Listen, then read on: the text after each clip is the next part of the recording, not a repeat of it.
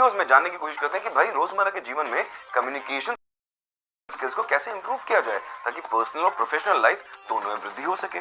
और आज हम स्पेसिफिकली बात करेंगे ऐसे 4 कम्युनिकेशन स्किल हैक्स का जिसको आप समझ के कल से ही अप्लाई कर सकते हैं to up your communication game. तो पहली चीज है पॉज एंड प्रोसेस। कभी भी कोई आपसे बात करता है तो हमें लगता है कि भाई उसकी बात सुन के जल्दी से हम आंसर देना शुरू कर दें। ये प्रोफेशनल और पर्सनल सेटिंग दोनों में कई बार हो जाता है। इससे हमें एक चीज अपने बारे में पता चलती है। पहली चीज, हम सुनने के लिए सुन नहीं रहे हैं, हम बोलने के लिए सुन रहे हैं।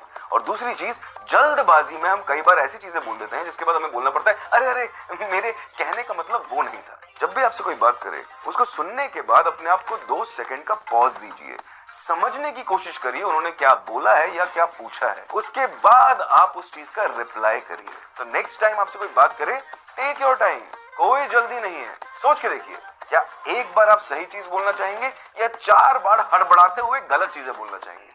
आई एम श्योर एक बार में सही चीज, और उसके लिए पॉज एंड प्रोसेस। अब ये चीज जब हमें समझ में आ गई तो दूसरी चीज है मिरर एंड मैच। आपके सामने जो व्यक्ति बैठा है, जो इससे आप बात कर रहे हैं, जिसकी आप बात सुन रहे हैं, वहां पे ये जानना बहुत जरूरी है कि उसकी बॉडी लैंग्वेज पे आप ध्यान दीजिए। फॉर एग्जांपल वो अगर आपके सामने आगे बैठ के बात कर रहा है तो ये बताता है कि वो आपकी बात में इंटरेस्टेड है। तो आप भी अपने कॉन्वर्सेशन में आप भी उसको मिरर कर सकते हैं, उसकी बॉडी लैंग्वेज को। आप उसकी टोन को ध्यान से सुन सकते हैं और ये समझ सकते हैं कि किस टोन में आप उससे बात करें। फॉर एग्जांपल वो लाउड होकर आपसे बात कर रहा है तो आपके पास 2 ऑप्शन हैं, या लाउड होकर आप उससे मैच कर दीजिए या फिर आप एकदम मेलो या फिर शांत तरीके से उससे बात करिए ताकि वो आपको मैच कर ले। अब तीसरी चीज इसका ध्यान रखना बहुत जरूरी है जब हम कम्युनिकेशन हैक्स की बात करते हैं, 1 आइडिया पर सेंटेंस। अपने अंग्रेजी में सुना होगा और हिंदी में भी हम व्याकरण में पढ़ते हैं कि अलग अलग टाइप के सेंटेंसेस होते हैं, सिंपल, कॉम्प्लेक्स, कंपाउंड।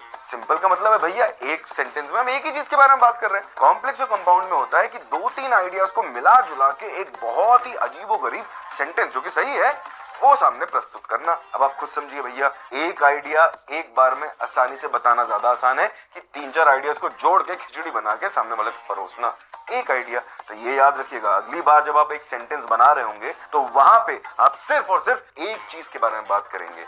एग्जाम्पल के तौर पर अगर हम देखें, आपका आज का दिन कैसा गया, ये एक प्रश्न है। इसके एवज में एक कॉम्प्लेक्स सेंटेंस हो सकता है, आपका आज का दिन कैसा गया, कल के दिन आप क्या कर रहे थे, कल आप क्या करना चाहोगे। यहाँ पे 3 प्रश्न आपने पूछ लिए, सामने वाला भी हैरान परेशान कि शुरुआत कहां से करूं।